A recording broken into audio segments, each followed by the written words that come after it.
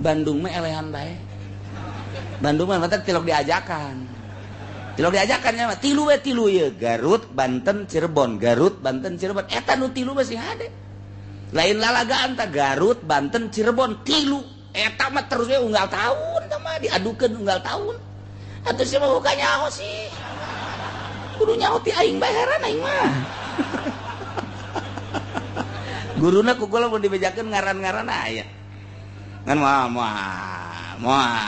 kalau Banten nyaho, Cirebon mau Garut mah nyaho jasa, perguruan nukuar nyaho jasa. Cirebon nyaho, eta. Tah, di unggal tahun tren nya. Tilok aya, Tangerang ngilu, tilok aya. Tilok aya Tangerang. Cuman cekolot baheula sing hade ngalawan Tangerang mah sebab Tangerang mah tikoro. Beda tikoro mah atuh, hartina tikoro atuh kabeh ge lempangna kan melalui tikoro. Banten neuk ka Garut liwat Tangerang asup heula ka tikoro. Lamun teu pamit di Tangerang eles ya. Kudu pamit. Ser nu boga Tangerang. Bandung, Garut, Cirebon deuk tarung di Banten tetep kudu pamit heula ka Tangerang. Lamun teu pamit eleh bae kajen kumaha ge. Ieu lah pergaiban teh kos kitu. Jadi kalau mun menganut ilmu pergaiban, urang deuk ka Banten aya 4 nu kudu disalaman. Hiji begitu urang asup ka Serang, di dinya aya nu ngageugeuh. Kadua asup ka Banten, di dinya aya nu ngageugeuh. Begitu urang deuk asup ka Kesultanan aya deui asup urang ka jero Kesultanan. 4 tak urang mun deuk ka Banten teh. Terus siapa ngadaharan saoma lulus sih. Tilok sulam salam. Tuh teu jauh da. Nah, ieu ge keur carita ilmu Banten. Banten tetep endek tarung jeung Garut di Tangerang kudu hatur salam heula. Uluk salam heula. Teu uluk salam geus pokona mah. Kajen 1 juta kali ilmu Banten rarang sadan dibawa ka Garut. Rarang sadan geus hiji baca hiji berbagai hiji permainan jeung permainan eleh bae. Kitu kene Garut deuk ngadu di Banten teu pamit heula. Atuh. Disepakan ku urang Banten. Jadi ai boga permainan menteu ngan boga pataluka. Dia tuh mending eta. Lamun lain kita wali Allah, ieu moal hayang urang ngadengikeun. Coba urang maca koran ku hari. Koran Tangerang teh naon ngaranna? Tangerang sia naon ngaranna? Ngomong atuh. Koran Radar, baca ku urang. Paling nu ngadengikeun tiluan. Obatan liwan lah, kos kitu ieu. Tuh, malah yang ngadengikeun bangsa buatan Pasek mah. Malah yang ngadengikeun radar, ngadengikeun satelit, ngadengikeun pos kota, ngadengikeun Kompas, Merdeka tah mah sapoe baca jupa majikanana keur meulahan lauk. Jeung naon eta dikata tanggakeun. Bungkus tah koran tah. Cikene mah dibeli dibaca pakai bungkus. Ieu batu wani urang pakai bungkus kos boleh lalagaan. Kitab buatan wali nyaksian di kurang dideng baca haju kurang didengekeun atuh pan ieu jadi saksi utawi iku jadi saksi nu nyieun mah atuh nu teu nyieun ge atuh nyaksian nu nyieun utawi gadinya tah nu nyieun iku geus ngadengekeun wan wali mah teu maot buating sohibul kitabna ieu musannifna nyana keur hadir di dieu. Ulah dikira baheula abah ngaji Ihya Ulumuddin ba'da maghrib minajul abidin.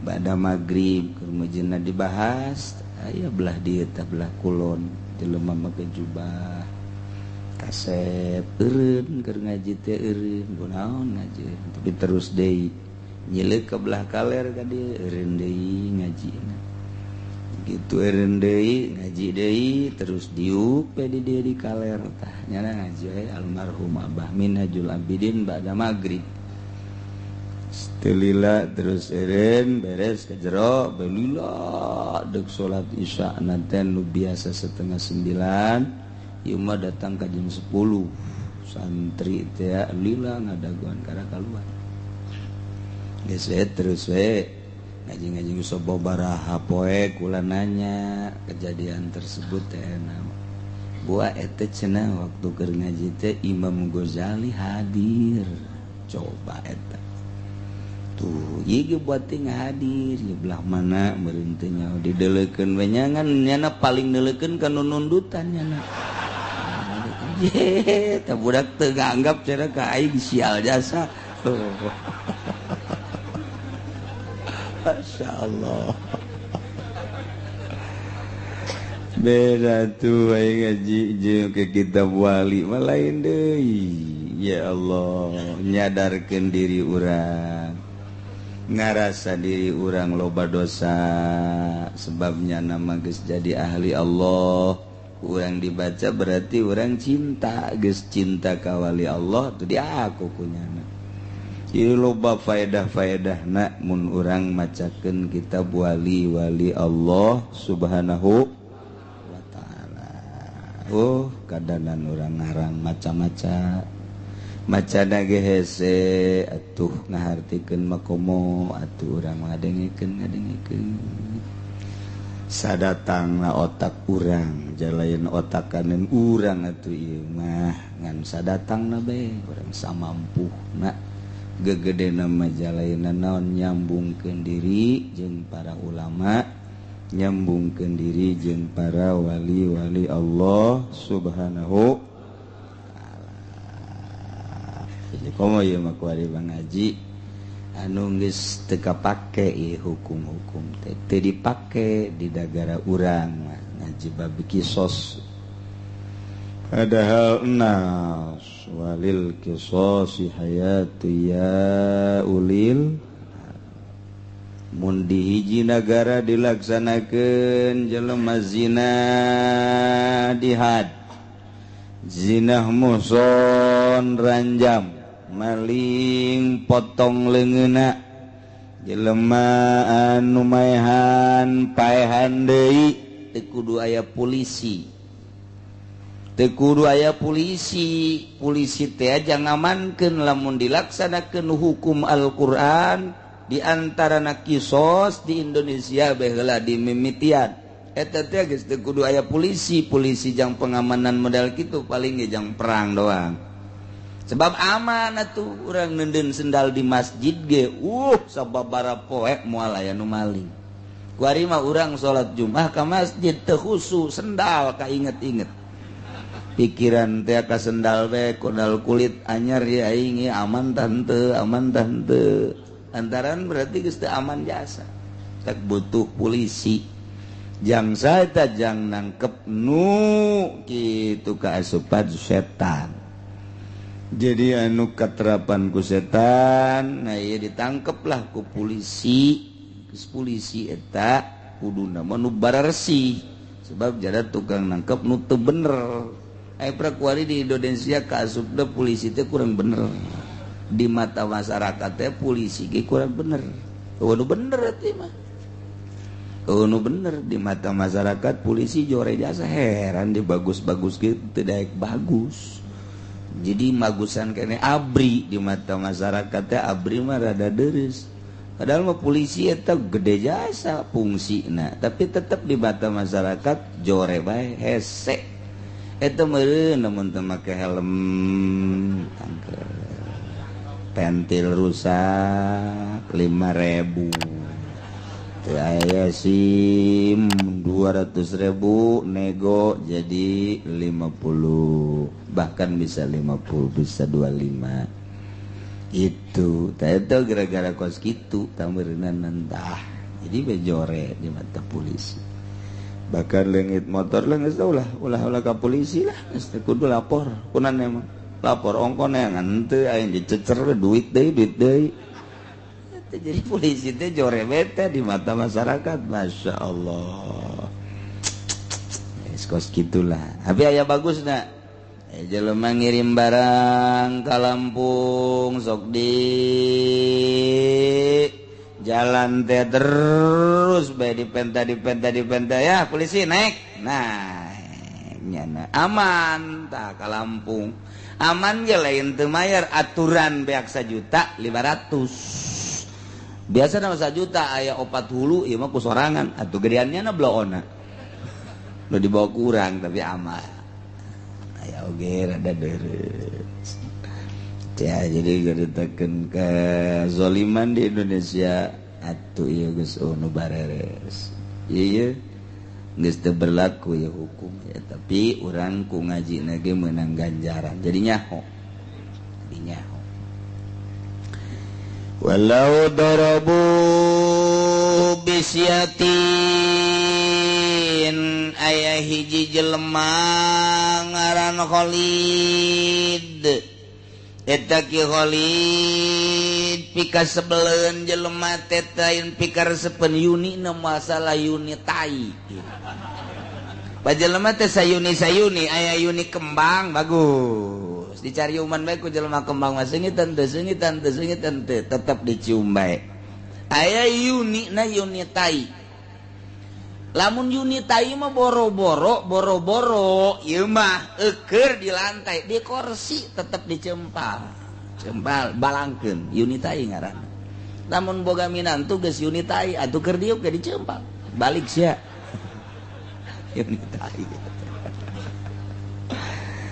tapi lamun urang imbonan Yuni kembang Masya Allah aya di imah teh sareungit bae ka mana si eta eueuh ditatanyakeun bae ka mana eueuh teu kadeuleu ditatanyakeun bae tah eta teh Yuni kembang ieu mah Khalid mah kabeneran Yuni tai geus kasebeleun jelema pikar sepeun peureup Khalid luar biasa ya jadi ancaman kitu rekan-rekan pasti nu mantak kos kitu teh jujur tadi nama rekan usahanya na di limbah teh buhal luar biasa jeung babaturanana aya meureun bangsa 10-an mah babaturanana ke pabrik bareng ke kemana bareng di warung bareng ai kuari ieu dikucilkeun diisolirkeun jadi dikucilkeun tak ieu direncanakeun dek dibunuh ki Khalid teh kuno 10-an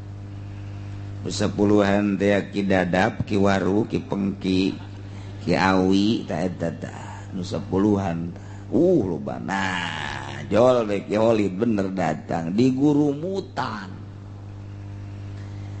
jadi ki Khalid datang di gurumutan ku 10-an ngan make pecut atawa make awi ya 10 urang ceger ku 10-an ngeringkuk ki Khalid teh teu kebel pae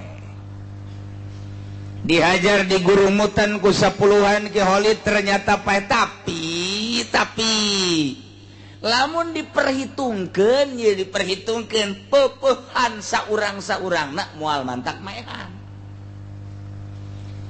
misalnya ki waru kumaehan ku neungeul sakitu mah moal kudu pae ki dadap ge neungeul sakitu mah moal kudu pae ki awi neungeul sakitu moal kudu pae ki Umar teungeulan sakitu moal kudu pae Zaid teungeulan sakitu teh moal kudu pae mun ku sorangan teungeulan sakitu moal pae dan kulantaran ku 10-an jadi pae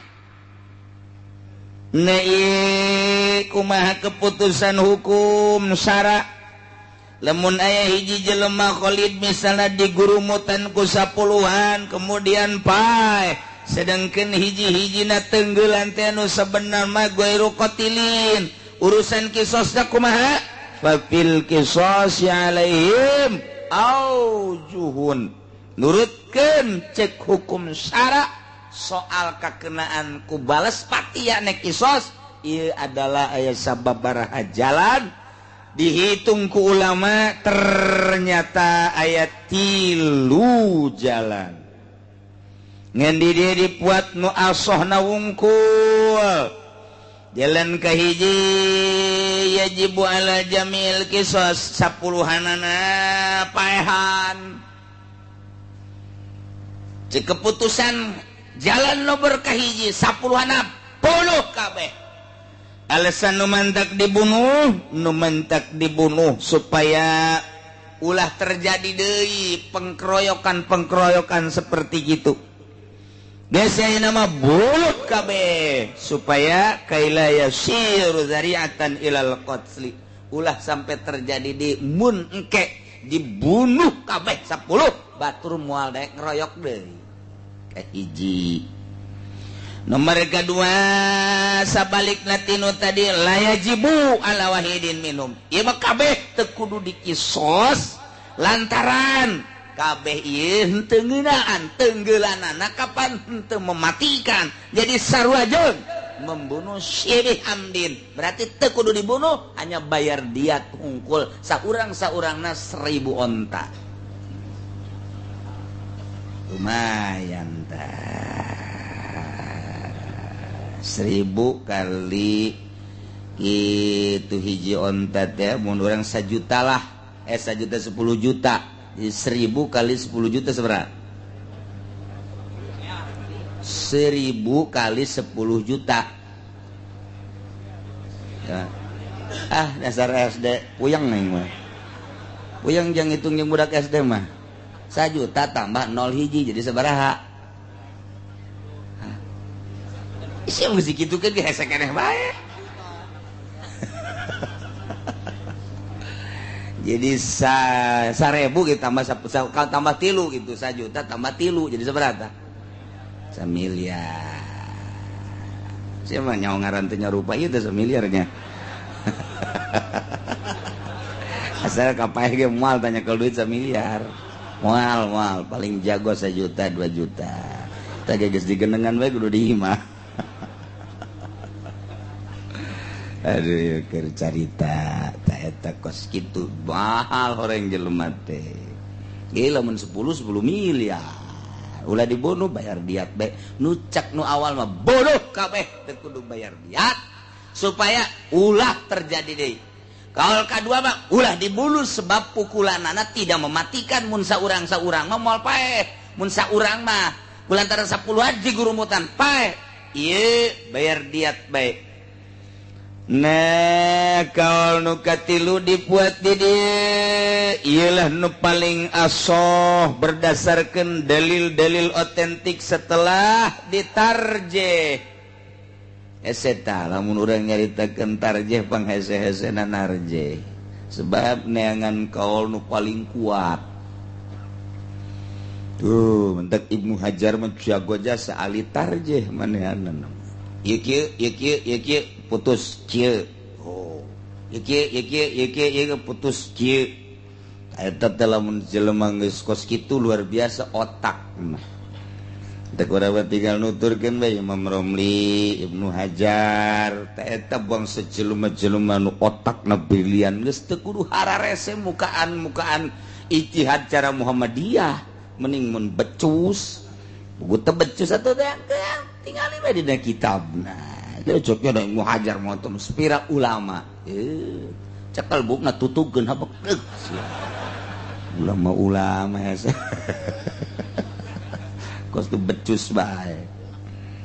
Nah, kalau katilu asahuha yajibu intawatu.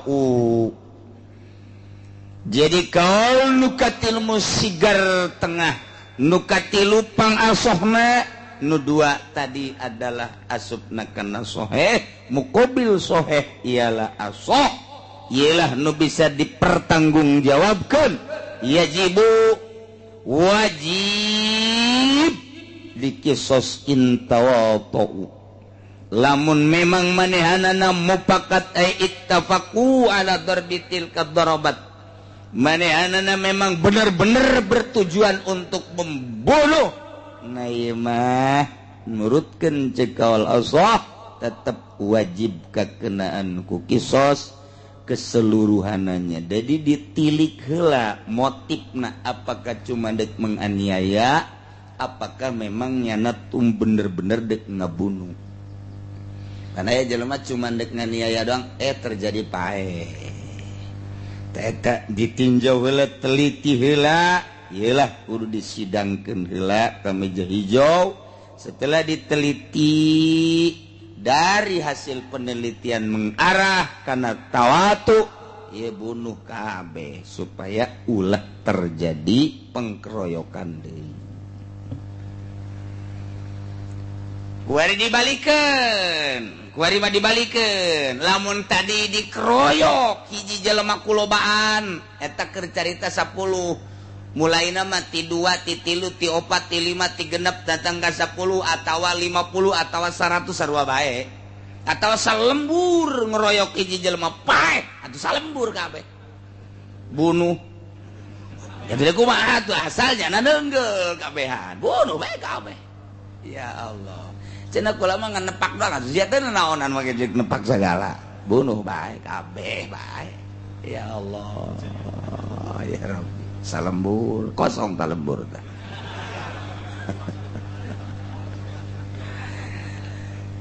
Kuari mah dibalikeun aya hiji jelema sorangan ngabunuh jelema lobaan.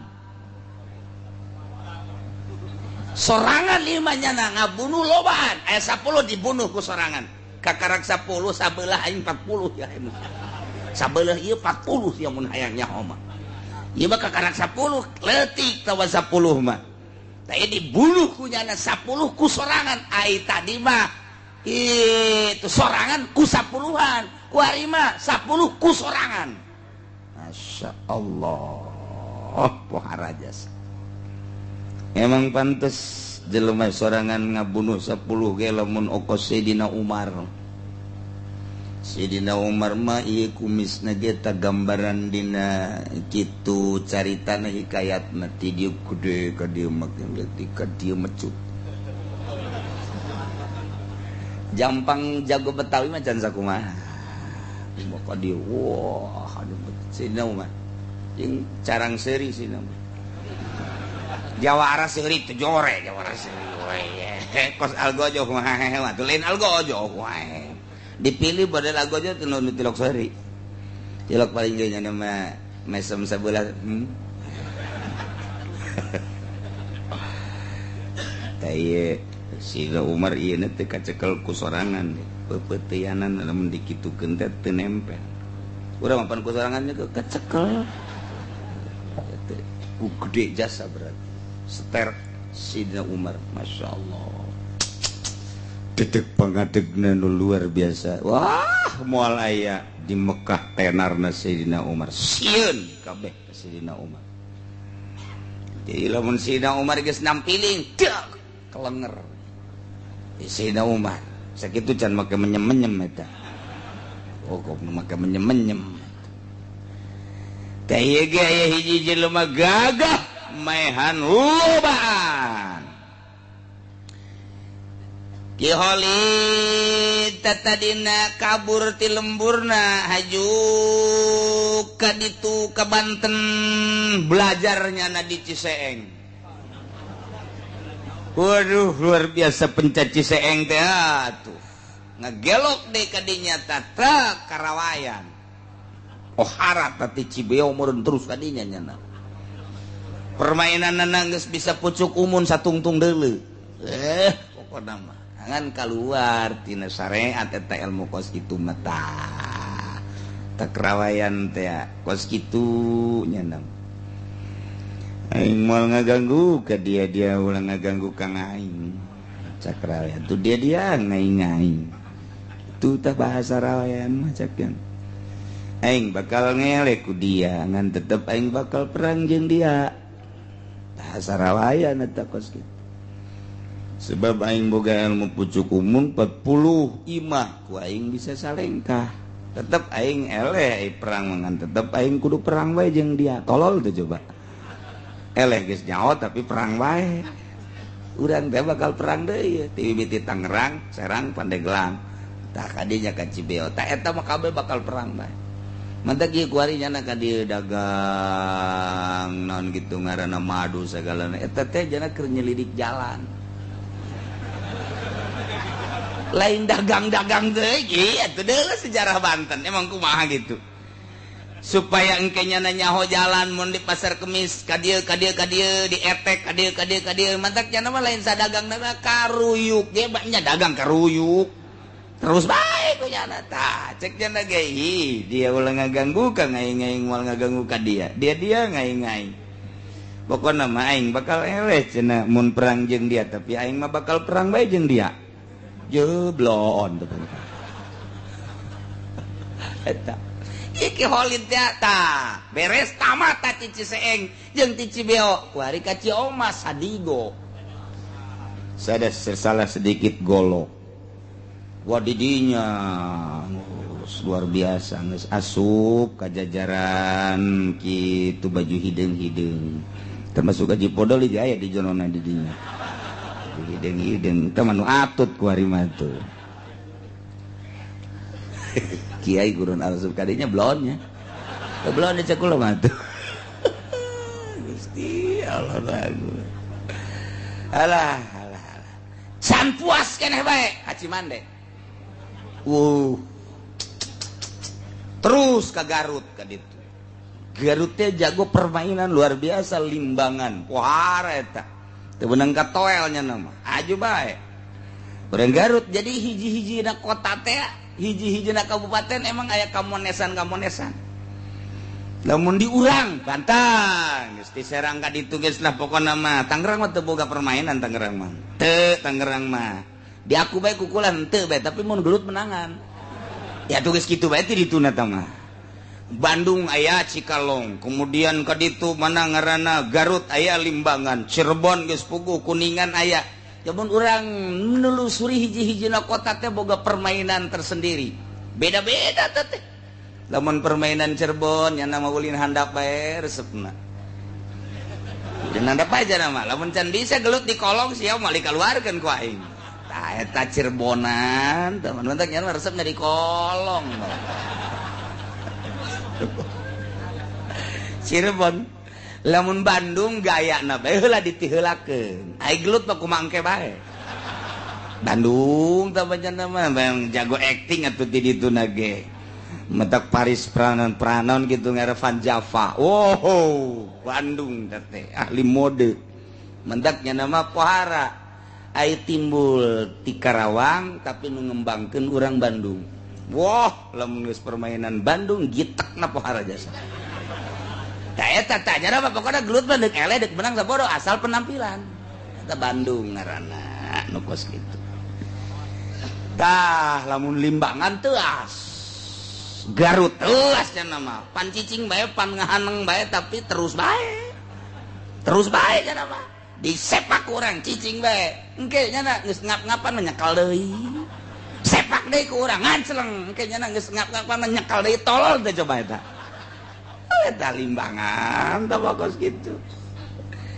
aya diadukeun satahun sakali Banten jeung Limbangan Banten jeung Garut permainan Banten jeung Garut diadukeun satahun sakali perguruan pencat ya Bandung mah elehan bae Bandung mah matak tilok diajakan nya mah tilu ye Garut Banten Cirebon Garut Banten Cirebon eta nu tilu mah sing hade lain lalagaan tah Garut Banten Cirebon tilu eta mah terus we unggal tahun tah mah diadukeun unggal tahun atuh sia mah buka nyaho sih kudu nyaho ti aing bae heran aing mah guruna ku kula mun dibejakeun ngaran-ngaran aya ngan moal kula Banten nyaho Cirebon mau Garut mah geus nyaho jasa perguruan nu kuari nyaho jasa Cirebon nyaho eta tah di unggal tahun tren nya tilok aya Tangerang ngilu tilok aya Tangerang cuman cekolot baheula sing hade ngalawan Tangerang mah sebab Tangerang mah tikoro beda tikoro mah atuh hartina tikoro atuh kabeh ge leumpangna kan melalui tikoro Banten neuk ka Garut liwat Tangerang asup heula ka tikoro lamun teu pamit di Tangerang eles ya kudu pamit ser nu boga Tangerang Bandung, Garut, Cirebon, deuk tarung di Banten tetep kudu pamit heula ka Tangerang. Lamun teu pamit eleh bae kajen ku kumaha ge. Ieu lah pergaiban teh kos kitu.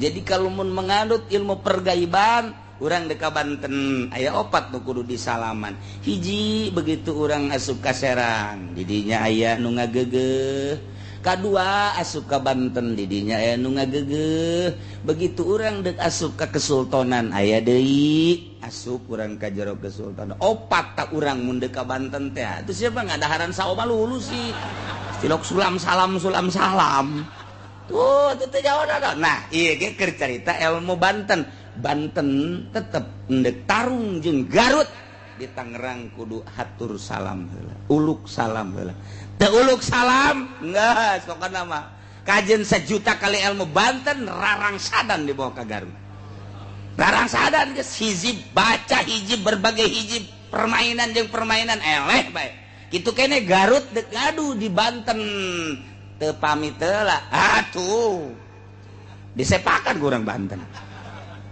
jadi ai boga permainan menteu ngan boga pataluka dia tuh mending eta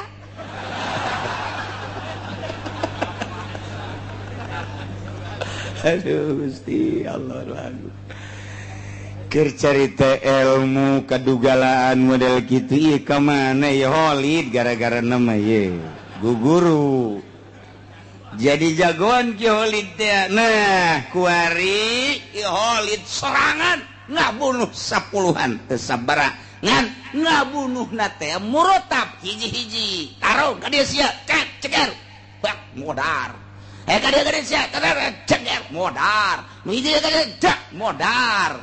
Nu hiji deui mah diomeh. Sia. Nek sanasib sia jeung itu.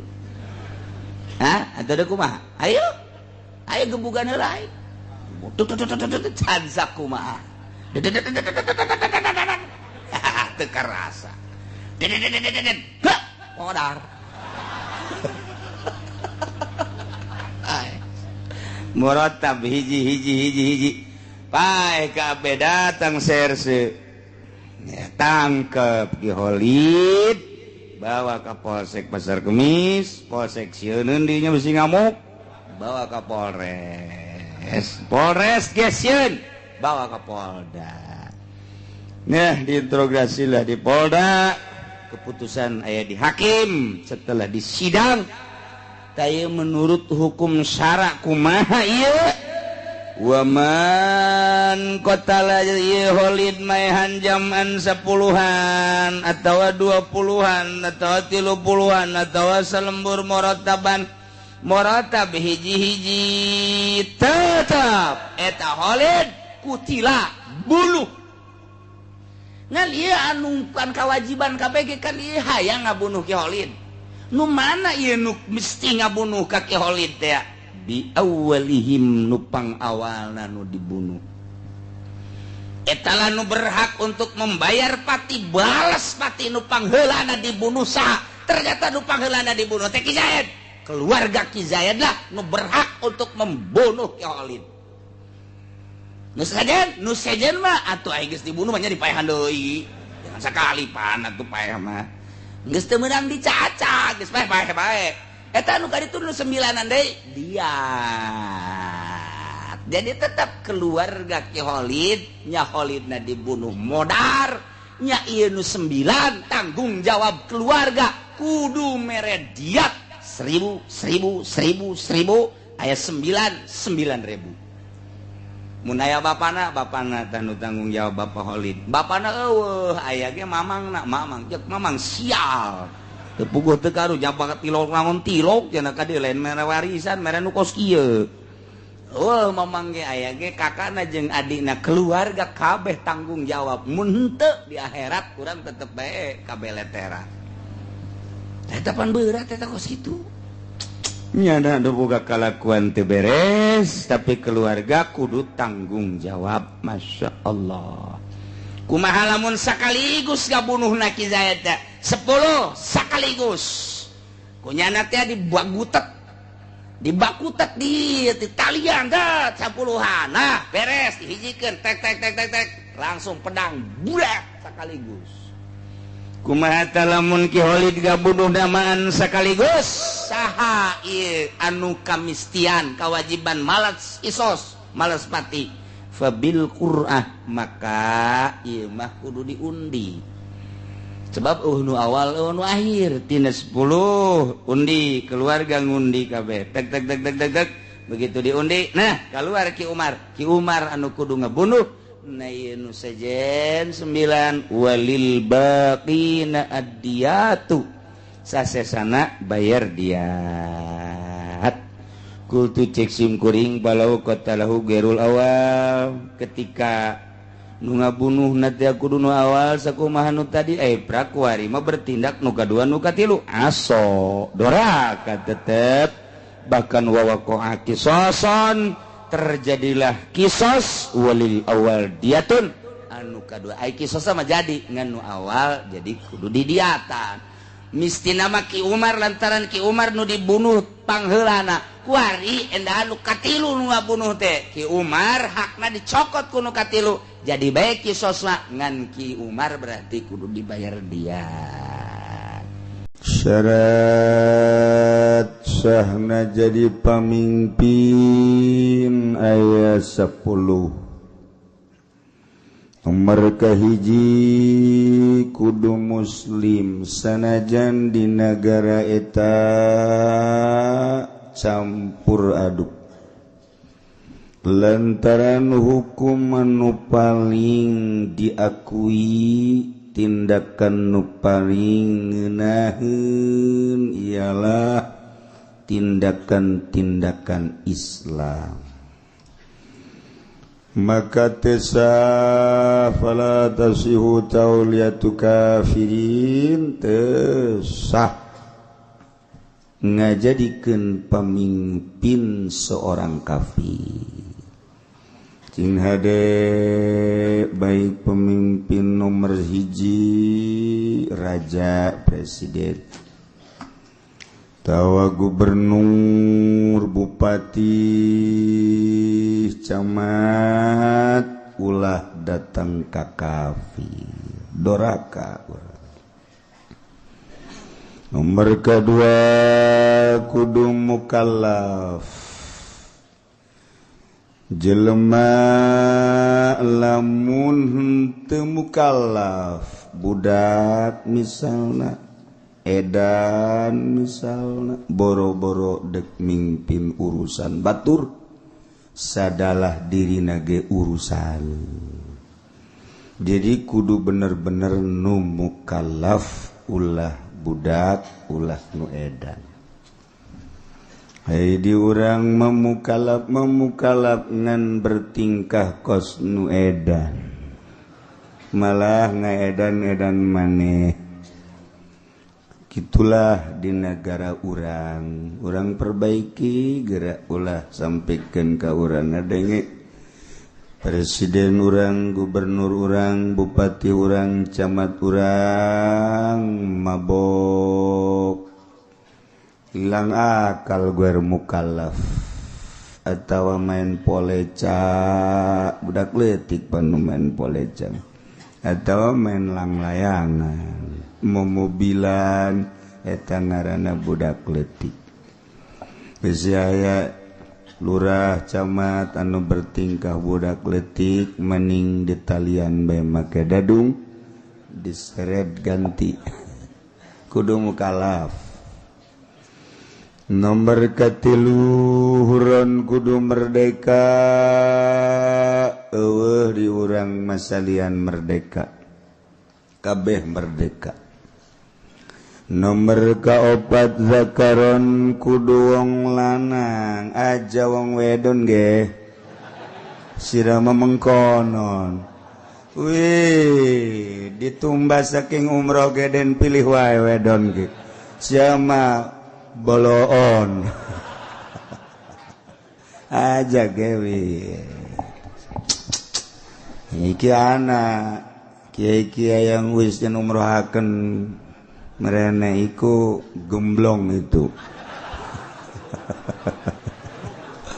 wis ya aja den tengok-tengok ya ana wonge iki sapa jenengane Kiai wis iku mah den rahasiakeun ge saya mengkonon we ngedelenge maring kiwa wae ge aja ge antengan gak ono aing kasurupan Jawa Serang ya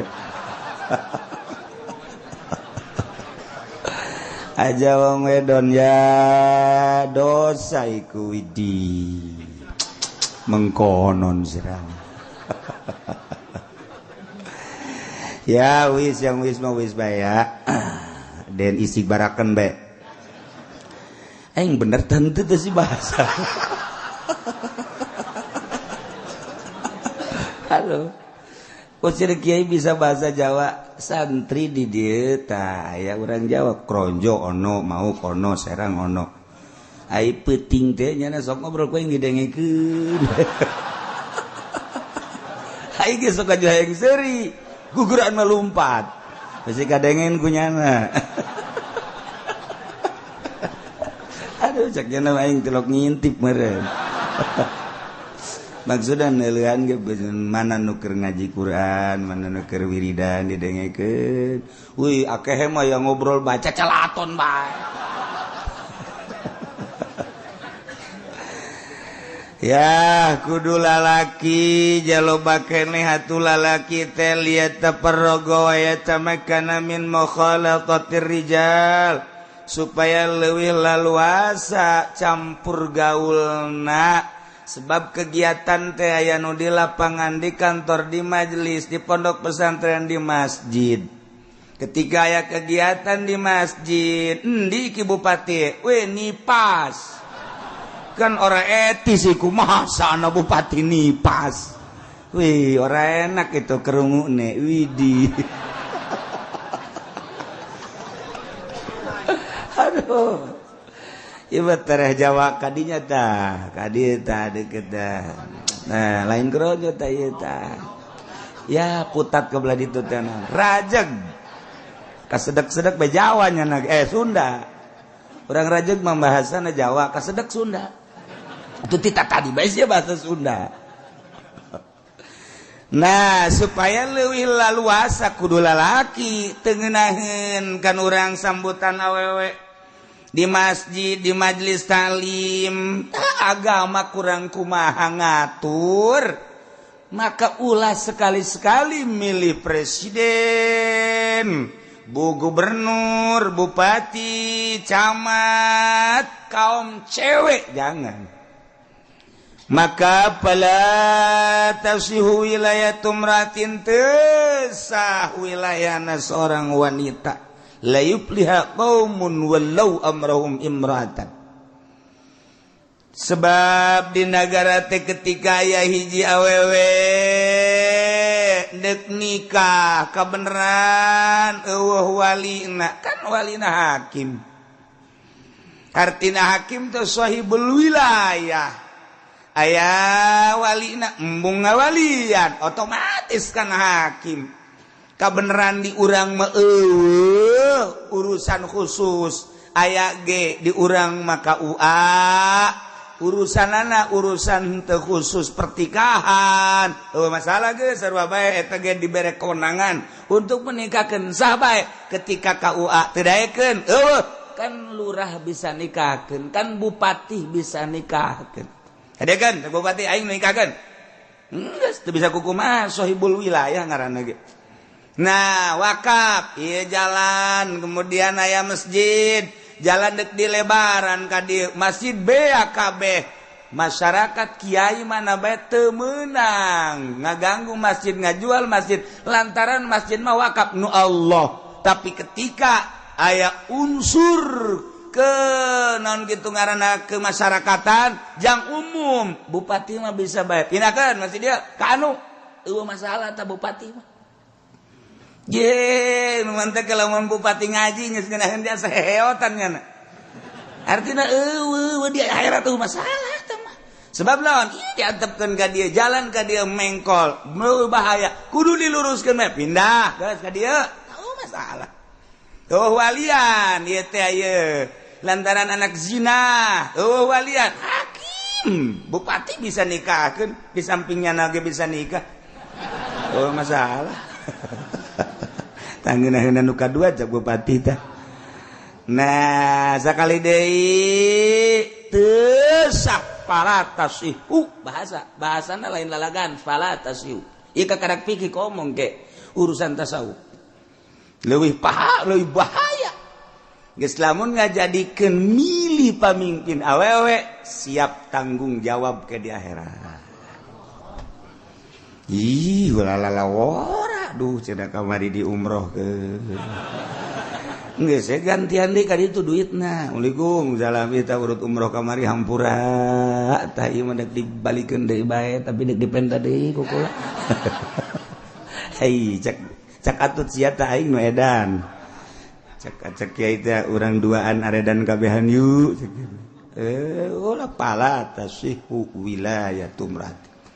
Desa wilayah na awewe wilayah tu khunsan wandu banci tesah sanajan jelas sifat kalalakianana tesah lantaran loba urusan-urusan anu kudu diputuskeun ku pamimpin kudu ditangani ku pemimpin urusan-urusan keagamaan. Nomor keempat zakaran nomor kalimana Quraisyan kudu golongan Quraisy sebab cek Kangjeng Nabi al-a'immatu min Quraisyin pamimpin kudu ti kaum Quraisy sebab kaum Quraisy boga kekuatan pemikiran jeung fisik anu luar biasa. Lamun ewe golongan Quraisy pain adima pamuntasibun ila Kinana golongan Kinana mun ewe golongan Kinana rajulun min waladi Ismail mun ewe rajulun Jurhumiyun mun ewe pokona mah kitu asal urang Arab bae mun ewe pilihlah di kalangan urang lu kira-kira teger sebab pemimpin teh ngurusanana dalam negeri jeung luar negeri urusanana ketika urusan perpolitikan kalut nyana neuk diserang ku negara luar kudu siap sagala rupana pemikiranana fisikna bila perlu nyana jadi komandan perangna kan lamun kuru mah kuru. Nah, ini kan teu etis pemimpin kuru. Cek urang luar negeri emang eueuh deui nu lintuh di Indonesia. Ieu mah keur carita sih mah suka bisa serian heran. Kudu nang milih sia. Ieu keur carita. Nah, engke-engke deui mah mun milih presiden nu teger, nu gagah sebab urusanana lain sakadar urusan dalam negeri. Tetapi urusan luar negeri kuateun henteu otakna. Ketika kalut perpolitikan urang tingali Suriah, urang tingali Yaman, urang tingali Irak, tingali itu negara-negara lain Turki, kada naon gitu model Muammar Gaddafi. Nah, eta teh kapan teger, ai teger mah kajen kumaha ge ngeunaheun perang, urangna ngeunaheun kana hatena sebab pamimpin urangna teger. Henteu perangna kanyahoan jalur politikna kan ngeunaheun. Kos anu tinju kelas internasional begitu naik geus lah cak urang paehan bae TV ye. Kunaon geus malah menang ka jeung kumaha ge mending dibantingkeun ieu TV-na. Kunaon lawanna buleudeu aya nyana kuru jasa. Ieu mah teu kudu main tinju. Geus diudag-udag ge di udag-udag paeh teh heula ieu mah. Eta kan kos kitu da ieu pamimpin teh lain lalagan leuwih tibatan eta. Emang kumaha gitu mendak kudu bener-bener anu boga turunan. Boga turunan Quraisy teh maksudna mah boga turunan adu. Mun cara kotok naon eta? Kotok naon? Leler. Jadi jangan mah geus dipacokan ge. Batur eureun macok kongkorongok. Sia cak kotok teh. Cak nu sejen kongkorongok bebek pacokan. Batur eureun macokanana tanggah deh kongkorongok. Ih goblok kongkorongok deui bae sakitu teh. Ujung-ujungna pan menang nya. Eta mantap kudu boga kitu benang merah anu istimewa pemimpin. Sarua pemimpin agama ge lamun turunan bangun teu meunang kadatangan ku partai haju ngagelok bae teu meunang kadatangan ku organisasi haju bae eta teh kurang mendukung jati dirina benang merah madak jelema nu boga benang merah turunan namun turunan naon garang-garana jawara kadituna sok ngajawara bae wajen kuku mah ge aya bae tah ngajawara eta Habib kajeun teuing bari mabok dakwah bae nya mah Habib keur mabok ge dakwah bae nya mah sebab turunanana lamun turunan mimpin ka dituna eta naon kitu ngaranna aya talenta kepemimpinan tanu mantak ieu Quraisyan teh maksudna boga talenta aya turunannya lantaran di urang mah bangsa keturunan model Quraisy Kinana Jurhum dan lain sebagainya geus bae teangan jalur anu teger jang memimpin sebuah negara baik Imamul Azam nomor 1 atau gubernur bupati deuleu urat-uratna ulah sambarangan kadeun hebat tapi teu boga urat moal beres kadeun kukumat tetep kudu nu boga urat kepemimpinan. Nomor kagenep adlan kudu nu adil lantaran lamun teu adil mah engke rakyat reaksi.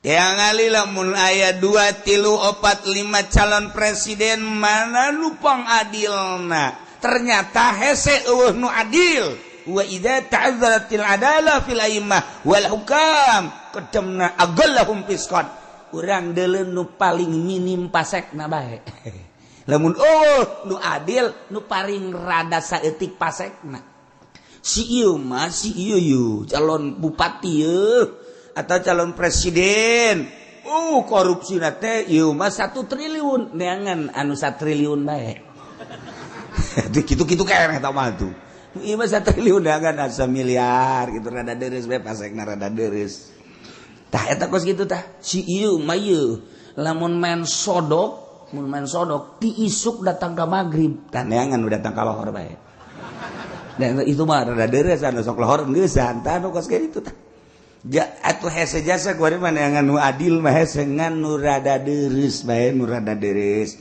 pilih kurang kengke deui sing hade lamun urang calon presiden maksudna deuk menang deuk eleh eta mah urusanna sabodo tapi urang teu kadorakaan ka di akhirat boga dalil urang kunaon sia mantek milih eta anu kunaon sia mantek milih eta anu kunaon sia mantek milih eta ge engke di akhirat kan ditanya di akhirat ditanya kunaon sia milih si eta si kuru si blusukan kunaon eta ketemu bakal ditanya emang kumaha gitu ya, jadi orang ke di hadapan Allah bakal ditanya kam milih calon presiden, calon gubernur, calon bupati, engke orang bakal ditanya si hade Pandeglang bakal calon bupati Serang, calon di urang merada angel keneh lanan bangsa 3 tahunan deui. Gubernur mah meureun tereh, nah ieu sing hade besi aya cewek urusan batur sabodo nu penting urang ke di akhirat besi ditanya ku Allah urang ulah datang ka ngajungkel ka jahanam ku gara-gara urang milih cewek gara-gara milih nu teu adil sabiwan nomor ke-7 kudu mujtahidan jelema ahli ijtihad berarti pinter aliman mujtahidan supaya nyana nyawen kana hukum-hukum jeung urusan manusia ketika aya nu patali jeung hukumnya ge geus boga pemikiran sorangan sebab pinter tanpa menta pemikiran-pemikiran kanu sejen walaupun nyana menta pemikiran tapi nyana hanya untuk mempersamakan atau jang nyoba doang kumaha ieu coba bawahan aing nyana geus boga aturan sorangan nurutkeun cek Al-Qur'anul Karim, nurutkeun cek hadis Kanjeng Nabi, kaul ulama. Jadi bener-bener anyana teh boga wawasan urusan keagamaan. Ngeunaheun kena nu patali jeung politiknya geus boga wawasan, patali jeung perekonomiannya geus boga pemikiran, nu patali jeung budaya nyana teh geus boga aturan. Ieu aturan ieu mah kos kieu mah teu bagus diterapkeun di Indonesia. Nyana ijtihad kumaha baikna di Indonesia.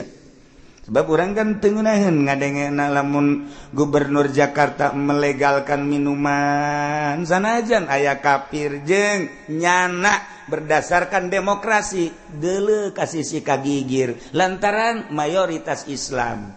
Ieu kan mengundang tah ulah datang ka kos kitu. Gubernur teh nu kudu boga ijtihad aliman mujtahidan supaya ngeunaheun ka muslim, ngeunaheun ka kafir kumaha coba.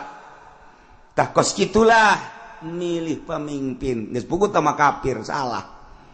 Ulah eta nu milih kafir di akhirat engke bakal ditanya. Teu kudu aliman mujtahidan. Kemudian baheula di Banten, emang ku bahas sejarahna di Banten. Di Banten ke zaman Syekh Yusuf, eta teh Kesultanan Banten dikuasai kapan ku Cina. Nu mantak eta teh lambang-lambangna teh lambang Cina malulu lantaran nu mendominasi perekonomian jeung perpolitikan teh Cina baheula teh. Zaman sabada Maulana Hasanuddin, di zaman Maulana Hasanuddin dia Cina teh terlibat. Kemudian di zaman Syekh Maulana Yusuf putrana Cina sangat dominan perpolitikan jeung perekonomian. Mun urang maca sejarah Banten, ketika aya seorang Cina anu diikuti ku masyarakat lantaran brilian otakna tentang politik jeung perekonomianana, nyana dipilih ku masyarakat Banten supaya nyana memimpin Banten dengan syarat masuk Islam. Masuk Islam nyana. Mantap pernah dipimpin ku Cina, Banten teh gan asup Islam. Eta aya julukan Kiai Ngabehi Banten. Eta teh Kiai asup Islam, Cina asup Islam. Mantap begitu maot musyawarah kabeh di mana dimakamkeunana ieu lantaran nyana geus membawa keistimewaan Banten. Kaistimewaanna di antara naon? Hubungan jeung Perancis, hubungan jeung Inggris, hubungan jeung Belanda. Perekonomian Banten teh sangat istimewa lantaran di dinya teh loba hasil bumi di antarana pala, kemudian kayu, kemudian kalapa. Eta teh anu diekspor ieu ka Perancis, tu diekspor ka Inggris, ka Belanda, ka Amerika. Banten teh luar biasa gara-gara aya kiai ti Cina asup Islam. Atuh deuleu kaditu deuleu atuh leluhur urang masyaallah mantap lamun aya Kiai Ngabehi eta teh kiai Cina asup Islam Banten zaman Syekh Yusuf mantap begitu maot jana sebab geus mengangkat Banten maka kiai tersebut di mana dimakomkeunana lantaran nyana keturunan Cina, apa dibawa ke Hong Kong, apakah di dieu ngan nyana nyieun kuburan khusus, apakah di Syekh Yusuf, apa di Syekh Maulana Hasanuddin. Ternyata musyawarah seluruh ulama penggede tetap nyana dimakomkeun di Kesultanan Banten. Dimakomkeun di Kesultanan Banten ieu teh Syekh Maulana Hasanuddin. Nah, ieu kabelah dia keluar, tah ieu tadi dia tah. Ya Allah, ya Rabbi, istimewa Cina mah tiba heula ge. Nya mah ngabogaan otak ngan dituntut pimpin kami ku maneh sebab maneh hebat bisa kitu ekspor impor lancar. Eta teh ti Karangantu terus kapal-kapal gede datang. Nah, dengan syarat asup Islam, hidayah datang asup Islam. Salah tak asup Islam mah tah nyana anu membawa gitu bendera Banten. Mantap kurang lamun ke Belanda, tinggal di perpustakaan Belanda baca tentang Banten. Banten teh lebih terkenal daripada Indonesia. Di perpustakaan Belanda. Coba ke ditu. Suka aja macam-macam. Eta urang lamun cerita Banten teh kos kitu. Teh lamun urang nyaritakeun tentang jagur. Teh jagur teh menang ti mana? eta jagur teh jagur eta teh perkawinan Syekh Maulana Hasanuddin putra daripada Syekh Syarif Hidayatullah dihadiri ku salah satu wali sanga. Begitu dihadiri Raden Patah ge harita teh hadir. Begitu hadir ieu naon ieu bingkisanana. Nah ternyata wali sanga memberikan bingkisan papanganten jagur. Bom teh bom. Tuh nyama eta bingkisanana bom. Masih malah Hasanuddin. Lamun hayang nyawa sakalana si jagur teh eta nu sok di hareupeun Banten teh di hareupeun masjid. Eta banda ya tilu ngaranna ge. Tilu tadi ngaranna kan urang terkenal dengan si jagur. Aya bintangan 9 di hareupna. Bintang mun kurang dideuleu. Sok gara deuleu ge kuari ke perpustakaan. Itu dideuleu ku urang. Nah ya bintangan 9 bintangna. Tadi na 7 besi saliru jeung bintang 7. 9. Eta teh bingkisan. Nah, kekuatan anak cuma 65 meter kekuatan bom eta. Jadi begitu di setel ku Syekh Maulana Hasanuddin di dia di Banten, kekuatannya cuma 65 meter.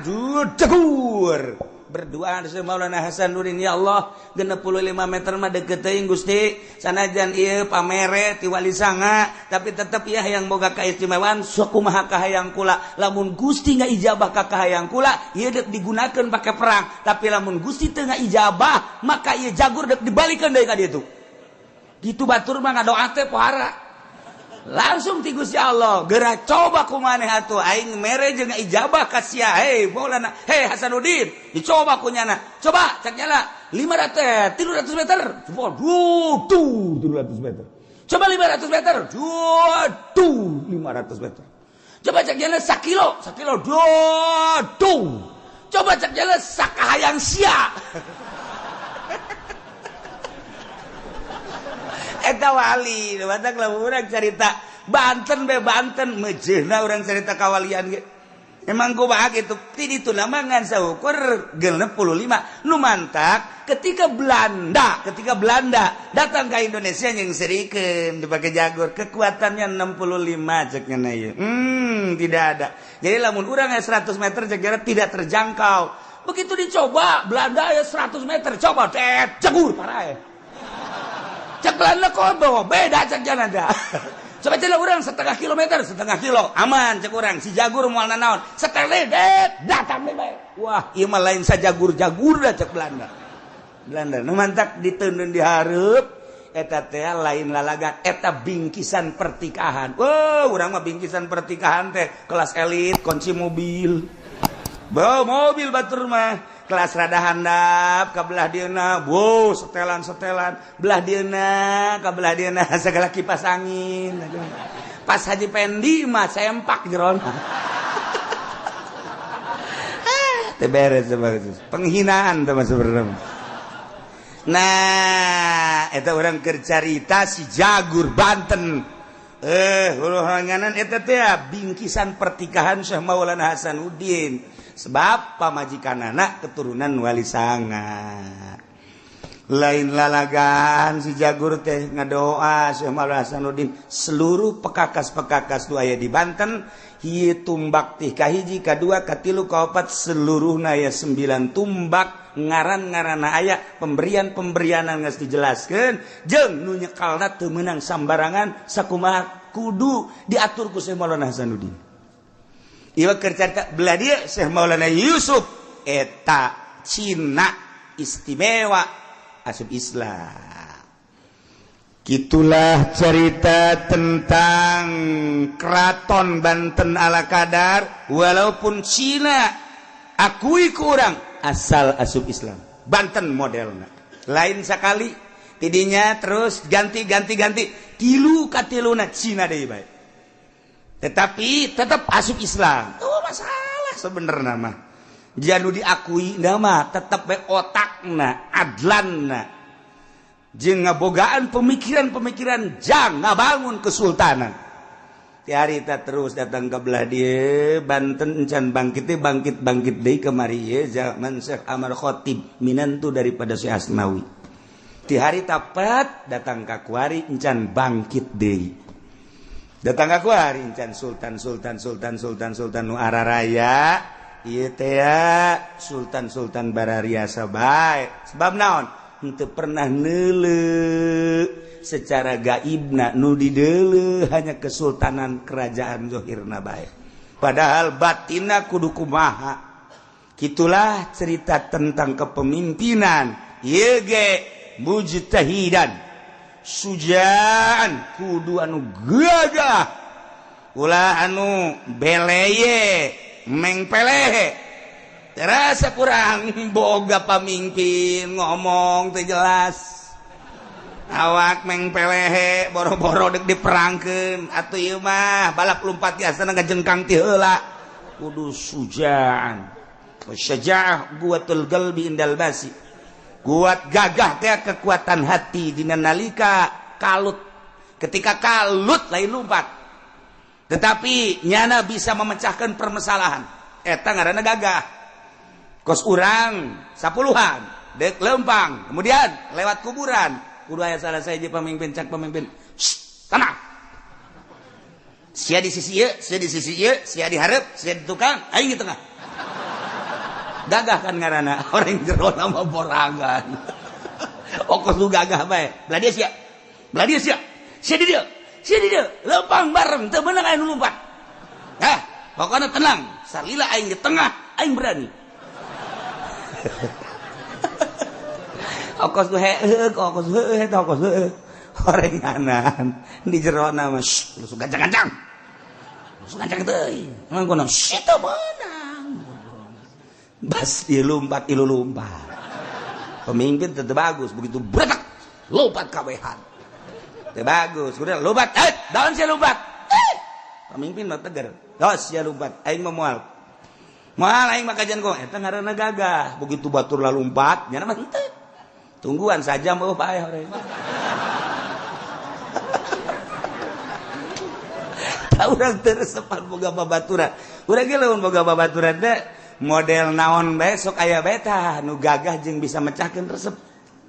Urang ngabangun masjid, urang ngabangun majelis, urang ngabangun kitu penataan lembur. Eta sok aya bae tah di kepemudaan, di kemasyarakatan, sok aya bae nu bisa mecahkeun ngeunaheun kana hate. Aya si eta teh hirup perasaan teh, tah eta teh pamimpin suja ngaran. Ketika dak boga hutang, kumaha cenah ya boga hutang? Suatu hutang bae tenang bae sih. Hutang mah tuh jadi nyieun urang. Atuh kalem bae, engke ge kabayar insyaallah. Pokona asal di dinya daek ngejual sawah kabayar. Aja teh kan ngeunaheun da kana hatena. Tinggal si eta bae oge nya, aing ngasa golok bae nya.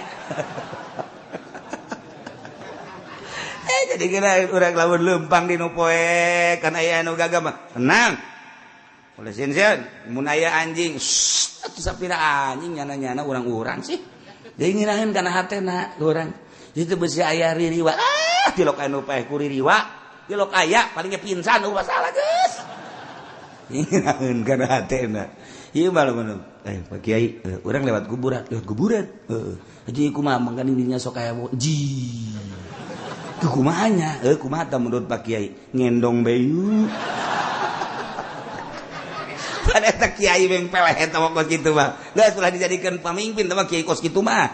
Nya sampe bangsa ngendong bae kitu lah, tah leutik wawan eta mah. Nyalian tah kiai kos kitu. Kiai, urang lewat dieu, di ditu sok aya garong, garongna mah garing maro golok sok pestol. Ji. Kumahanya urang hayang hirup keneh kan. Urang balik maningan ulah balik lah penting ieu lah, teu bagus kiai. Udah bagus. Yai, itu sok aya garong mangkana aya golok apa. Ya. Mama geus wiridan hizib ti leuletik. Pokona mah lain jang mama bae. Setiap nu bareng jeung mama mun ranteng di mama ayo. Aya nyau garongna sagade kumaha sih. Pokona urang mun paeh babarengan nya. Sia ajak nu milu teh. Tetep mama ya karate geus asak. Silat geus mama mah hiber lamun silat teh mama. Cimande atuh mama di Bogor dagang salak sabaraha taun. Ujianana. geus pokona mah tenang. Cikalong, mama di Cikalong lila. Jadi itu dagang es malah mama di Cikalong. Kalem pokona mah hayo geus berangkat. Jus wirid-wirid da. Oh, atuh ieu mama mah aya aturan wiridan zat. Heup, salasar bekem. Geus cenah moal bisa calangap. Eta geus salasar bekem. Kan siana ulah calangap, namun sia calangap itu ge nuturkeun calangap sia. Ya eta lamun aya anjing coba ge, mun aya anjing. Anjing, wow, salah sarba, kem. Moal daek gagonggong, anu ieu anteu muka mah, aya anjingna mah tuh terus bae.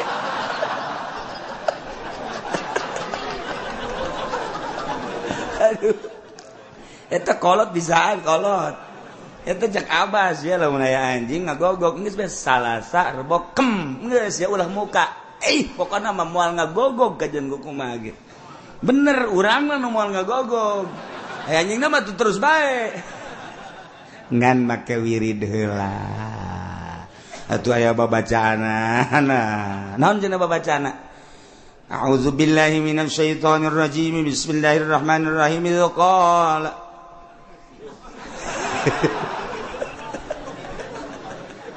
Inni ra'aitu 11 kawkaban wasyamsa wal qamara ra'aituhum li sajidin. Salasar bokem. Geus. Jadi resepkeun awewe ka urang. Nah, ieu kudu syujaan, gagah. Deles sosok nu gagah engke.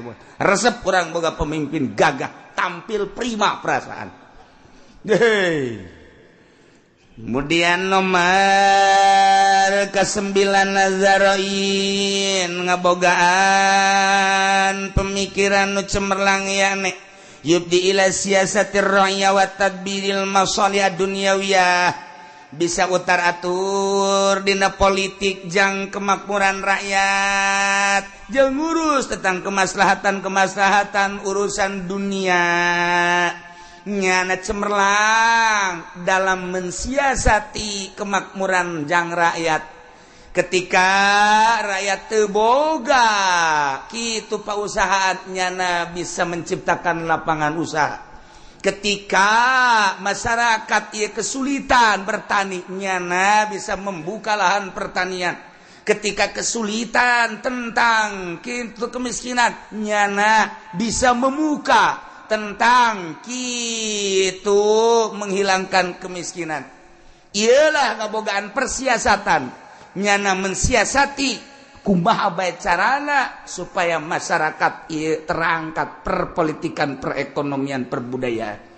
Kitu kene urusan-urusan pembangunan dan lain sebagainya.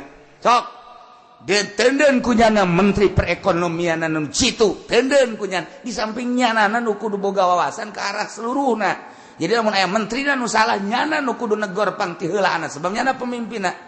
Menteri pertanianana nu kudu hebat, menteri perikananana kudu nu hebat, menteri perminyakan kudu nu hebat, nu bisa diajak kerja sama jeung nyana, nu dijual mah 100, nu dicokot 200. Kudu bisa kerja sama. Ih bener teu si aing ngomong eta. Nah kos kitulah negara. Jadi ngeunaheun negara teh maju.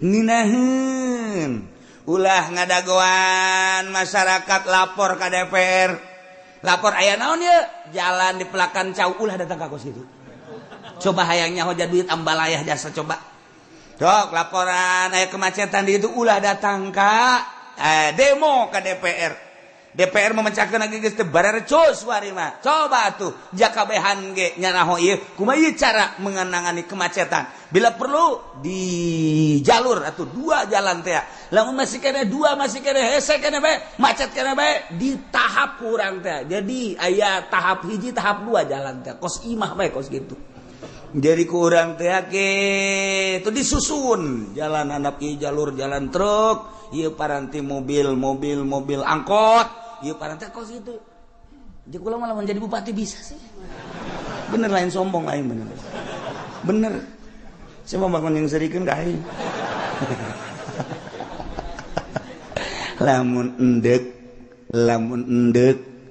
ngabeberes negara karasa ku masyarakat ge jaheueuh ieu pamimpin urang kajenting lo Bandung ngomong ge engke ge aya realisasi jahe okos WH teh kajenting diomongkeun tapi nya nama kerja rapikan sanajan kasalahan jeung kakurangan loba tapi masyarakat dek ngomong naon jalan asal rusak hadean kantor anu lamun rusak hadean pendidikan anu teh gedungna hadean dek ngomong naon coba ayo dek ngomong naon sarean ngomong coba jahe tungtungna kan masyarakat oge nya ngomong mah ngomong bae tapi berangkat coba ge tapi kan aya rasa sanajan kasalahan jeung kelemahan mah tuh loba mun dibongkar mah anu teh tapi kan masyarakat dinilai ayalah realisasina jalan-jalan bae mah baragus coba nu kuari teu di kota teu di kabupaten komo di kabupaten mah bisa melak cau jadi empang segala rupa duit dikamanakeun eta teh nu mantak urang ngomong kos kitu kan nang milih urang mun aya mah ku urang ditejekel ieu tarang heuy sia nang milih aing goblok dikira digawena sia itu kitu kan ku urang sia atuh aing tanggung jawab jeung negara aing lain negara sia emang negara sia ieu cek aing kitu mah coba pimpin ku sia ka dieu keun emang aing hayang cek nama aing teh hayang meureun aing asal lebih berat tibatan sia ke ge ieu bakar carita urang kan lamun meluapkan nurani urang kabeh ge karitu kan cuman terpendam bae boro-boro urang sebagai rakyat teu nyahona naon di tubuh birokrasi pemerintah ge ngaromong kieu amat sih perbandingkeun nyana jeung si anu kok kieu amat ngan nyana teu ngomong bae sieun bisi diturunkeun jabatanana dasar ondok kabehan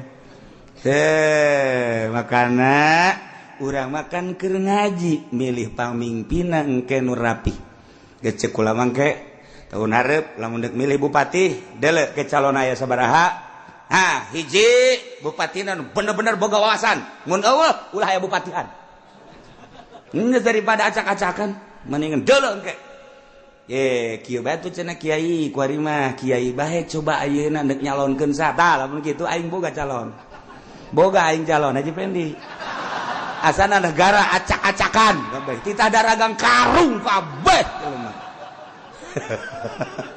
penasehatna Ki Pudoli sarwana atuh henteu pan aing anu nitahna tetep aing geus ulah kitu tetep urang jadi Megawatina kitu negara teh kos lalagan tungtung negara si eta jadi presiden nu ngatur si itu kumaha lalakona ieu negara urang bisa jadi kos kieu ya iyalah negara urang negara cemen tungtung nama gara-gara naon ieu tezaroin coba nu ngabogaan pemikiran nu brilian sehingga bisa mengatur siasatir rakyat wa tadbiril masalih dunyawiyah sehingga ngeunaheun karasana ku rakyat aya panyalindungan. Kemudian nomor ke-10 nusa dijadikeun pemimpin teh zasamin wa basarin wa nutkin ngabogaan dedengian anu sampurna mun presiden torek engke hese usulna tuh sebab nu torek boro-boro ngomong heuai pajar nanya nu torek bakal itu ya urang berhadapan di torek urang heuai atas di ditu cenah heuy pugu aing heuai eta ulah datang ka kos kitu tah nah ieu kudu nu ngabogaan dedengean sampurna sebab naon nyana ngadengekeun mun RI1 mendengarkan jeritan rakyat se-Indonesia sebanyak rakyat Indonesia kuari sabaraha 250 juta lah kertaro eta kadenge kabeh ceritan di provinsi anu kabupaten anu nyana ngadenge geus jana ngutus sebagai itu tangani dan lain sebagainya kudu boga dedengean ieu mah bangun kos dutu boga dedengean teh kitu kos bangun nyurudug bae kumaha nyana bae ulah kitu pemimpin mah basor boga dedelean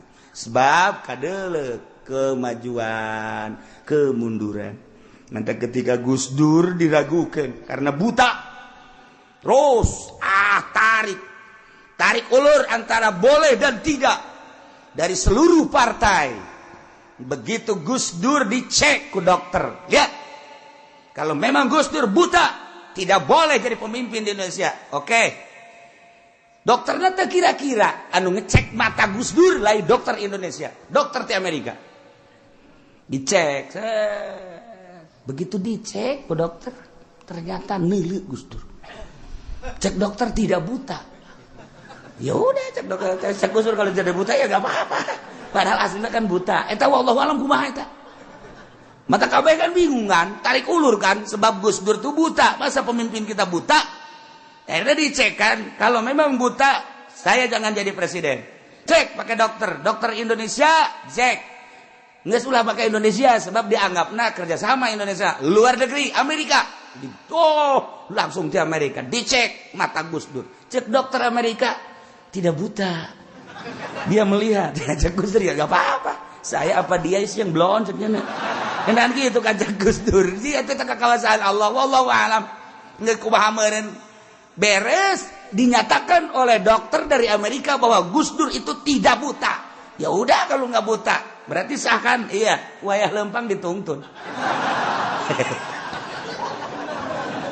Urang di bere lucu bae zaman Gus Dur mah. Datang ke Amin Rais kayak gideg. Amin Rais puyeng, Amin Rais kan ngaulahkeun teh Amin Rais jadi presidenna. Gus Dur teh ulah tiada sebab buta. So, konsul sama dokter coba. Dokter udah diteangkeun deui ulah eta dokter cek Amin Rais. Untuk cek ulang dokter di Jerman. Coba dokter di Jerman cek ulang. Pakai alat. Begitu pakai alat bagaimana dok? Normal. Cek Amin Rais isi dokter bloon kabeh. Hasilnya normal. Tilu dokter luar negeri. Guys jadi dalam negeri mah aja aya adina kene Umar Wahid pandeta teh adina dianggap henteu sah tah mah lamun make dokter pribadi mah. Guys pokoknya dokter luar negeri, dokter Amerika, dokter Jerman, dokter di Singapura menyatakan Gus Dur tidak buta. Lempang tuntun. Wallahu alam. Eta urusan Gus Dur atuh ngaranna gabun awas. Teu nyaho aja urang begitu nyana ka ditu kalir boyo. Kula kan di ditu aya. Langsung nyana isuk-isuk turun di kapal terus pidato. Begitu pidato anu kulah yang seri. Coba lihat katanya di halaman 2 Kompas halaman sekian. Saya baca tadi di Kompas, nyana bisa maca di mana? Kula seserian bae eta si Gus Dur kumaha sih? Kayak kededegekeun we. Nu sebenarnya buta apa henteu teu wallahu a'lam.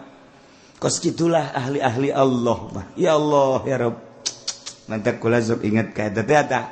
Aya jelema nu kamari didongengkeun teh nu diangkat jadi wali. Begitu kawin jeung hiji awewe pas magrib isya awewena ternyata bopeng. Bulede bopengna. Gede bopengna begitu mah gede cenah bopeng lain setik sakumaha tai dipacokan ku kotok we gitu. Bopengna poharan. Aja kumaha nyana itu biasa bae. Ngan ti harita nyana bebeja ka pamajikanana hampura nengnya kunaon kakak mah kurang deuleu. Oh kurang deuleu. Jadi hampura kakak mah kurang deuleu. Oh eta kitu ana. Geus biasa sare mah sare. Bae kitu lamun pamajikanna dia nyana maca Quran mah maca kitab. Mun aya pamajikanna bae tepetikeun deuleu. Terus bae salila hirup nyana teu nembongkeun mata deuleu sebab nyana ngaragangan pamajikan beusi pamajikan tersinggung mun nyana deuleu bahwa pipina bopeng.